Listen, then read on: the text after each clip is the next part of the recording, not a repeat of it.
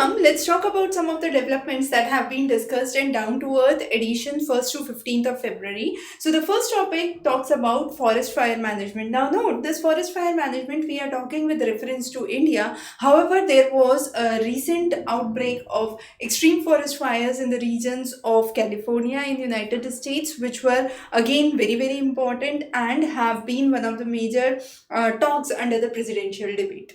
The next, the one we are talking about is in the region of Shilaket. Now, Shilaket model has been very, very unique in Uttarakhand, and the local community has come forward for public participation, specifically during the fire season, which ranges from March to mid of June, and they are trying to bring in group of people who actually work forward for it, and they have been named as Jungle Ke Dost or Friends of the Forest. Now, what are the practices? So there is a pharmacist, and he actually mentioned that there are groups of women and young farmers who are regularly connected through WhatsApp and social media platforms, and whenever there is an alert, the local community works forward along with the forest department. Now they help the forest department in clearing up the dried grasses and leaves, which actually can become very, very flammable.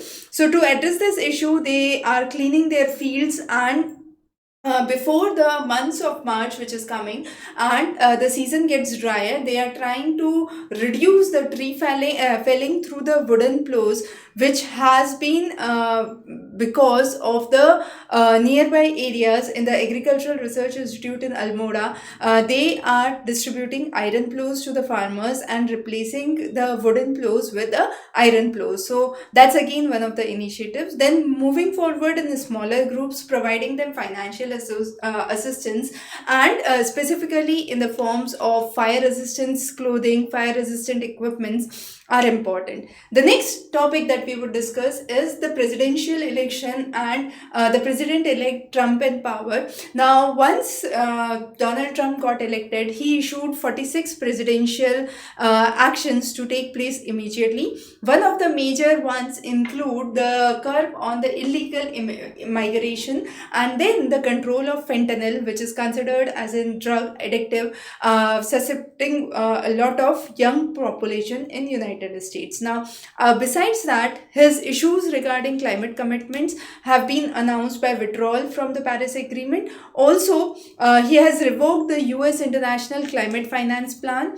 Many of the US internal government departments have been seized. There have been perceived threats for racial diversities, men and women, which have been removed, and then transgender has been removed, citing that there would be only two gender, male and female.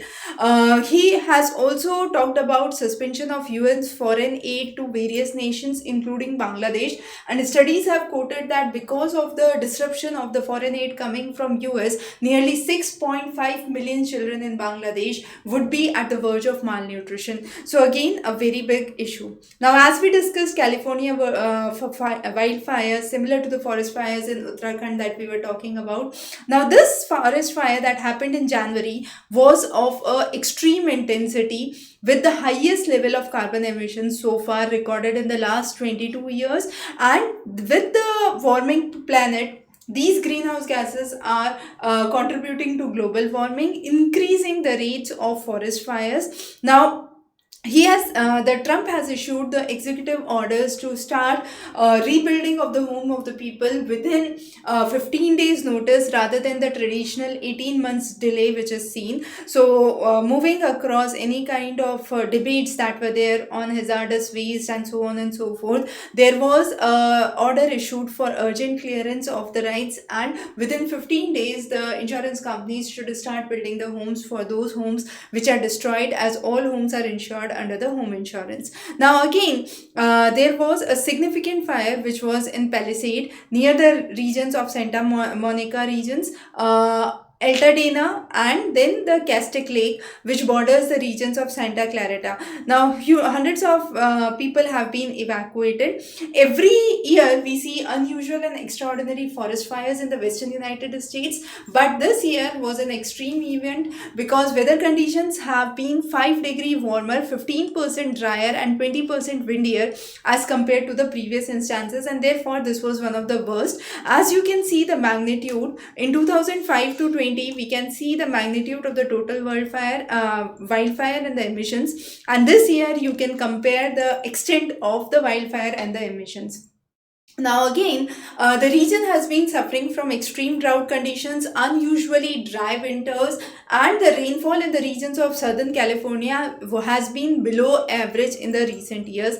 36% of California is experiencing drought, 25% is exceptionally dry, and 60% of Los Angeles is at the center of wildfires facing severe drought conditions. So the Santa Ana winds, which are the local winds in the region, they blow in the regions of South California towards the Pacific, bringing in hot and dry air conditions. But this year, these wind conditions were extremely fierce and harsh. So again, this was one of the major reasons which has been attributed to the extreme weather conditions in the western parts of United States this year. Now, what we need to understand is the feedback loop. So forest fires are very important part of ecology traditionally because they reabsorb 80% of the carbon dioxide released during the events of new vegetation, and 20% of the carbon emissions remain. However, with climate change, when these wildfires are exacerbating, then they are leading to higher temperatures, further drought. So it's a kind of tipping point which is reaching, and this traps in more heat versus the climate and leads to further fire outbreaks. So at a level, we can say forest fires are crucial for the environment, crucial for the ecology of the forest, but when the content goes beyond it, they become extremely dangerous and detrimental to the local region. Now again, there have been indicators in the Arctic tundra where warming and wildlife activities have been affected. Lot of carbon sequestration has started, and these have affected the region in a significant way. Also, there have been 60% increase in the global carbon dioxide emissions from the forest in the last 20 years, and most of the emissions are from the boreal forest, which has grown 3 times in a period of last 2 decades. So again, a very high significant number. The next is every drop counts. Now here in Maharashtra, there is a drought prone Marathwada region which we know, and there are 14 regions who are the 14 villages who have been tackling to address this issue significantly. So in the Jalna district, we can say people are relying on water tankers. Despite a small land they are holding, they are facing acute shortages of water for irrigation purpose. Some of the crops which flourish well in the region, coconut, groundnut, soybean, do require water for this. But again, water is first allocated for drinking, which is 55 liters per person per day, then for cattle, and then the remaining water would go on to the agriculture. So this again creates a very significant disturbance in the agricultural ecosystem in the region. So securing water has been important. Now the insufficient water which is there for the irrigation is actually affecting the soil conservation, the quality of life, and then there are people who are started to contribute voluntarily using Shramdan, and through this they are creating bunds, they are creating nalas, cleaning the dug wells, creating check dams and drip irrigation, and with this they are able to have a better water saving ability in the region. So this water saving by use of dug wells, which are nearly 15-meter deep, have created positive, we could say, agricultural growth in the region. Now soybean can now be grown with the use of a sprinkler system.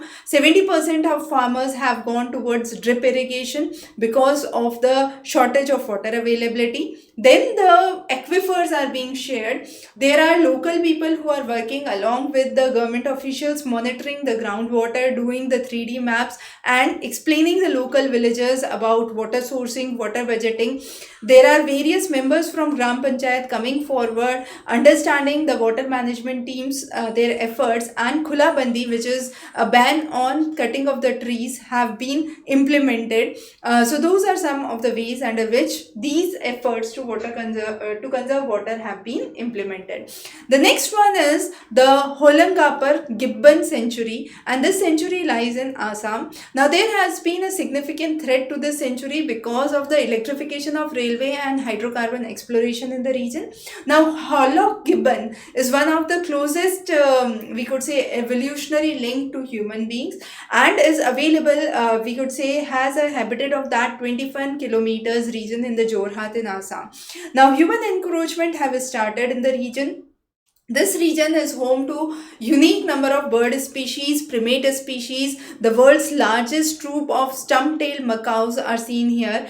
And the railway tracks started to build in 1887, but that time it was mainly for the tea gardens and the tree plantations. It was surrounded by evergreen forest, and Hollow Gibbon is the only ape which has survived despite of these challenges. But with more of electrification, now these apes are at a endangered level. The next is double whammy. Now the National Board of Wildlife has given approval to the railway at one end to run through this sanctuary and exploit the hydrocarbon just 13 kilometers south of it in the Jorhat track. So this is the region which you can see in the map, and this is the allocated area for railway track which passes across the sanctuary. Then south of it is the mining site. So this whole region, which is an ecologically sensitive region, has been affected. Hunting for oil is again very important. There have been exploratory drills in the regions of Assam Nagaland border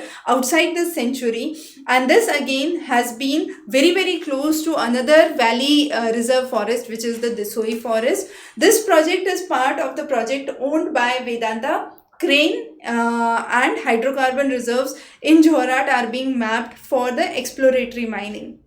Also, this is one of the major parts of the elephant corridor. So this is a very ecologically fragile, ecologically sensitive area which has been affected by it. Environmentalists have been opposing the development in the region. Even the elephant migrations has been going on since the Ahom kingdom back in 1200s, and then there has been issues being brought forward with the electrification and the hydrocarbon explorations in the route. The electrification plans were confirmed in July 2024. There have been numerous petitions which have been filed, local activists who have been protesting against the implications on the same, and this region needs to be preserved. Now the industries, we would be talking about some of the major industries. So let's say inner steel. So steel slag is used for construction to substitute the river sand and natural aggregates. Now steel production is intensive, energy intensive, damages the environment,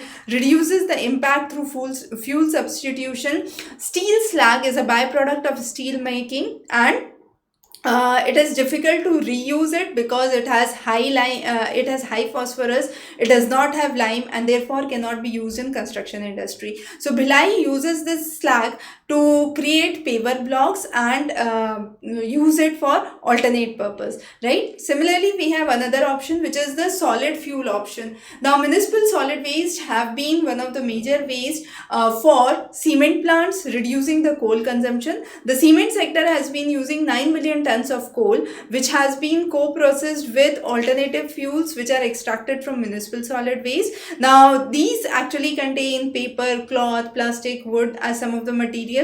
Now 90% or 95% of that is collected. However, 50% is only passed to the recycling units, and therefore this is a constant challenge and needs to be taken into account. Also, there are facilities, let's say Ultratech Cement is processing its municipal solid waste into the facility at Jaipur. Similarly, this is supplied to its plant in Chittorgarh.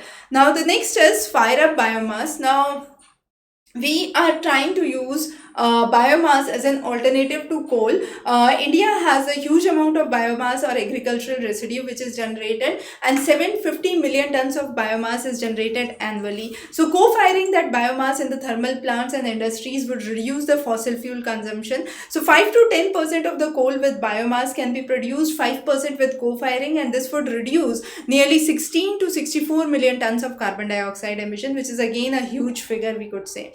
The next one that we talk about is hazardous but useful. So many waste which are generated can be hazardous but can be again useful. For example, paints, dyes, inks, electrical components. So Central Pollution Control Board had talked about nearly 12 million tons of hazardous waste which is produced in 2021, and 7.6 million tons which is only recycled. zero point 0.3 million tons of hazardous waste is imported and reprocessed, right? So again, resustainability is a very crucial issue and must be taken seriously. The next one is the fly ash. Now fly ash has been a byproduct of combustion in the coal plants, in the thermal power plants, but it is highly carcinogenic, causes respiratory diseases. So what happens is, to reduce the dust emissions, it is collected and converted into a wet slurry, and then there can be improper disposal in the water bodies. To avoid that, this fly ash is converted into bricks, and those bricks are used nowadays in construction industry. So under the fly ash notification, 100% utilization, raising the usage from 57% to 97% has been given, and also the use of the fly ash in cement road and flyovers have been taken into account. The next is creation of gypsum. So gypsum from the flue gas desulfurification, which is a method to actually use gypsum in cement production to regulate the settings, use it for fertilizers, plaster, blackboards, and so on. So India is heavily relying on the imports of gypsum. However, we are talking about the flue gas desulfurization technology, which could capture the sulfur dioxide from the flue gas in the thermal power plants, and then this gypsum could be sold at 850 per ton, which is highly cheaper than the one which we are importing at 3000 rupees per ton. So this 850 rupees per ton could be a very good alternative. Now NTPC generates 25% of the electricity, has installed this desulfurification flue gas plants in Khargone in Madhya Pradesh, Unchar, Vindhyachal, and Dadri in Uttar Pradesh. So these are some of the plants, and this, if get success, there can be further plants that could be brought in. Similarly, Jhajjar power plant has analyzed the use of this plant, and the gypsum can be used for manufacture. The plants could actually manufacture the gypsum. The next is iron oxide constitutes 40% of the red mud and is a very good alternative to red additives which is used in the production of cement. Now red mud is a byproduct of aluminium, contains 40% iron oxide, low grade, along with aluminium, silica, and calcium. Now what happens is, India generates around 10 million tons of red muds, but only 30% is utilized. So to use it further, we can actually replace laterite in the clinkers, and this can offer a cost effective solution. So then red mud could replace nearly 20 million tons of laterite which is used in cement manufacturing. So again, we can see that this is a possible solution. The next is sugar solution. So sugar and distillery industries which produce bagasse, press mud, molasses can be fully recycled within the sector. India is one of the largest producers and consumers of sugar and has nearly 357 million tons of sugarcane crushed in 2022. So that bagasse, which is the fibrous residue of sugarcane,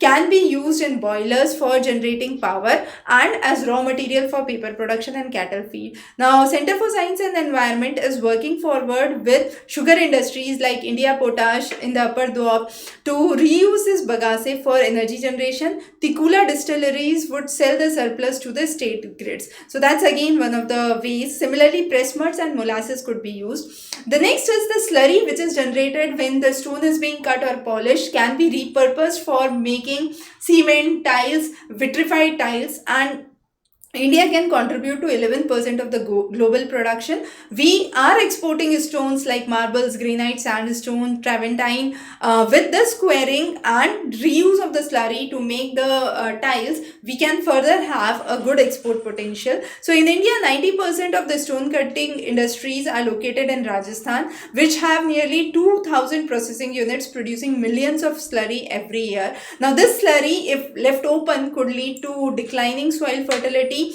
deteriorating water quality, increasing the hardness of the water, and implications on the same, right?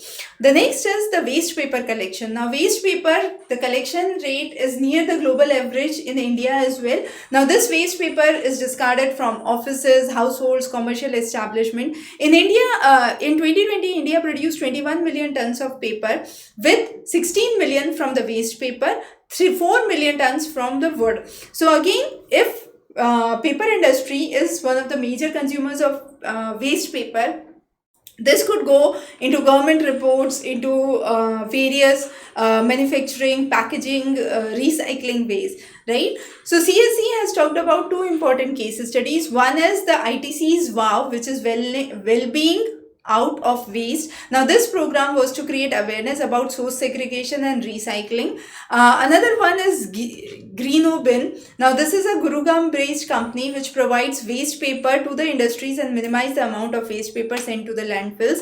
Again, the retail model requires minimum collection of 500 kg, with recycling bins being located at corporate offices. Then the recommendations basically talk about the various ways under which the recycling could be done, and with this recycling we can significantly reduce the import burden on the economy and utilize the resources for better off. The pollution indicators also show a reduction in the carbon dioxide emissions significantly if these methods are being promptly used and being notified at all agencies. So that solutions have been cited here. Those would be available in the handouts. You can simply go through that, right? The next topic that we would focus on is the lasting solutions for sustainable development goals. Desert and droughts is one of those. Now, there has been various actions to restore the degraded land. In Riyadh, the idea was to restore 15 million square kilometers of degraded land to achieve land neutrality. We are also strengthening the resilience to protect 30% of the land and inland waters, which would benefit nearly 500 million peoples, and this has been under the COP16 strategy, which has been talked about. So one of the major scientists from KAZRI, which is the Central Arid Research Institute in Jodhpur, has talked about tanks, nalas, check dams, which is local ways of water harvesting and prevention and conservation of water. This would reduce the drought-like conditions and rejuvenate the existing water bodies. So there has been a global land area which has grown. So if we talk about the regions of Asia, we have seen an increase in the dry lands with 33% to 36%, but at the same time the population residing in those regions have increased nearly 10%. So this is a significant burden on already limited resources that could be seen. The next is we need to rely on defective voluntarily license which is given for the drugs. Now, medicine patent pool is advocating voluntary license, but the poor agreement recently in the case of Novartis on a cancer drug has talked about the issues of the risks. So there was an accomplishment in Geneva when it was revealed that Hetero Drugs from Hyderabad has received an approval by FDA for nilotinib, which is a patented drug from Swiss company Novartis, and that is used to treat the chronic myeloid leukemia. However, we have seen that then there was various developments on the same, and a sub-license to produce this nilotinib through voluntary licensing and patenting pooling system was released. However, nilotinib is no longer being patented drug for 18 months, and then there are questions being raised on the same. So patently, what are the specific voluntary licenses, how those are revealed are very important to understand, and the IPs, the intellectual properties for the same. So it was reported that the medicine patent pool has talked about the data, claiming that nearly 1.9 billion US dollars have been saved through 22 voluntary licensing agreements. It also talked talked about enabling supplies for treatment for patient years of treatment. However, it pointed out the first agreement on the cancer drug was a textbook example of a flawed voluntary license that was provided. And it also talked about the risk of collaborating with public health organizations which are closely tied to pharma companies. So there have been ongoing deal talking about collaborations with access to oncology medicines, which is the ATOM initiative, which facilitates the voluntary licenses for the patented cancer drugs. And the deal has allowed 4 companies, 3 of them which are Indian companies, to manufacture nilotibin in India and supply it to the 44 territories. Now again, the true patent territories are limited to 7 countries. However, there are potential bases which are very, very small to identify. The next one is Indian Meteorological Department has completed 150 years and was established under the British rule. It was founded out of a necessity because of a tropical cyclone that happened in 1864, which claimed nearly 60,000 lives in Bengal at that time. And then there were repeated monsoon failures in 66 and 1871, which required an urgent need for scientific development, right? So British colonies established the IMD in 1875, and it had nearly 80 meteorological stations at that point. Later on, there were numerous growth that was seen in IMD, and now we have IMD with supercomputers. In 89, John Elliot was the first Director General of the observatory, who saw about the long-range monsoon forecast and the achievements to develop the predictions for the same. Now we are able to focus on drought warnings. We are able to do works on water resource management. There is a Cuttack division which was established after the Veraval and the Dwarka stations. Similarly, rainfall resolution of India standardized measurements have started since 1890s. By 1921, we have weather forecasts being issued by Royal Air Force operations. There have been additional capacities which have been brought in Delhi and Karachi. The aviation services of AMD have enhanced. The instrumentations that are being used have been enhanced. And moreover, we are using satellite data, radar data, Doppler weather radars in Chennai and Sriharikota are monitoring for any disaster preparation that is required. AQI, air quality index, is being studied specifically in urban areas like Delhi. We are revolutionizing the idea of meteorological department through better forecasting, better broadcast, and better communication networks that could be taken into consideration. The next is inheritance effect. Now, it was stated that the wealth is like a fast breeder reactor, so it multiplies with every passing generation, particularly one who is already super rich. But this wealth generation among the super rich is not due to business success or innovations, but it is rather due to the inheritance, we could say, and that has been mentioned as the inheritance effect and has been mentioned under the World Inequality Report given by economist Lucas Chancellor.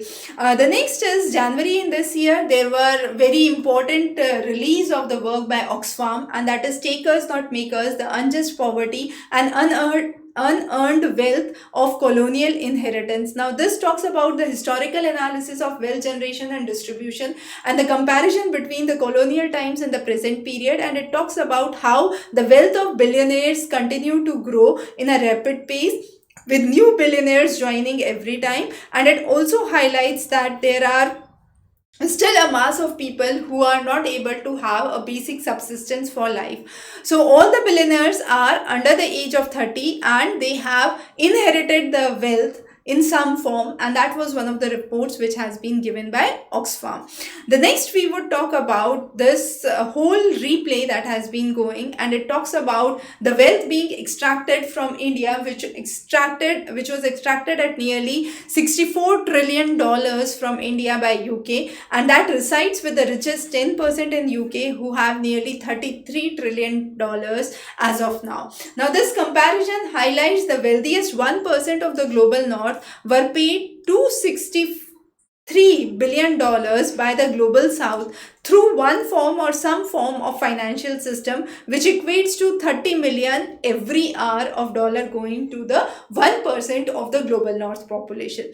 The next is the circulatory argument. Now, we already focused about circular economy in one of the editions of Down to Earth before, which talks about the waste being generated in one of the countries being dumped into another country, and that country utilizes those second-hand products in the form of clothes or shoes being utilized specifically in the regions of Africa. We have seen in the regions of South America, and partially we have seen that circular economy being prevalent in India as well. Now these waste piles up, alter the natural landscape which is being present, leads to toxic chemicals being released, pollute the atmosphere, black carbon is being generated, and ultimately impacts the local region where these recycled materials or these waste materials are being dumped. So Europe has talked about recycling, and recycling rates have reached 70%, which defines that the circular economy as production and consumption model is circulating through sharing, leasing, reusing, repairing, refurbishing and recycling, which is one of the ways to eliminate the waste, and rather than dumping them onto the other territories, they are being utilized and reutilized within the country. So the same kind of circular economy is being shifted or being talked about in India, where we are talking about a shift from linear to circular and reuse and refurbish technology to bring into account. Also, there was another important news which talked about the Demosil cranes in Jaisalmer, which were infected with the H5N1 virus. They migrate from Central Asia to India during the winter months. Similarly, 51 crows were affected in the regions of Latur. There was another important aspect that has been discussed under the Arogya Mitra scheme in Maharashtra, that talks about the field staff, where patients under the central and the health insurance schemes talked about an indefinite strike demanding special allowances, revised leave policies and wages. Again, there has been a launch of international carbon exchange in Indonesia, which talked about investors to purchase carbon credits from the activities to reduce the carbon dioxide emissions into the atmosphere. Australia has declared the natural disaster in the eastern region due to a storm that led to destruction in power outages in the various areas of Sydney and New South Wales. And then WHO has talked about the Marburg virus in the regions of Tanzania, Kagera area, which has resulted into severe deaths. Similar to Ebola, it has symptoms of high fever, headache, diarrhea, and has a very high fatality of 90%. So those were some of the important issues that we have discussed in this edition of Down to Earth. Thanks for joining in, and in case you have any questions or queries, feel free to post those in the comment below. We'll be happy to take those up for further queries and clarification. Thanks for joining in. Have a great day ahead.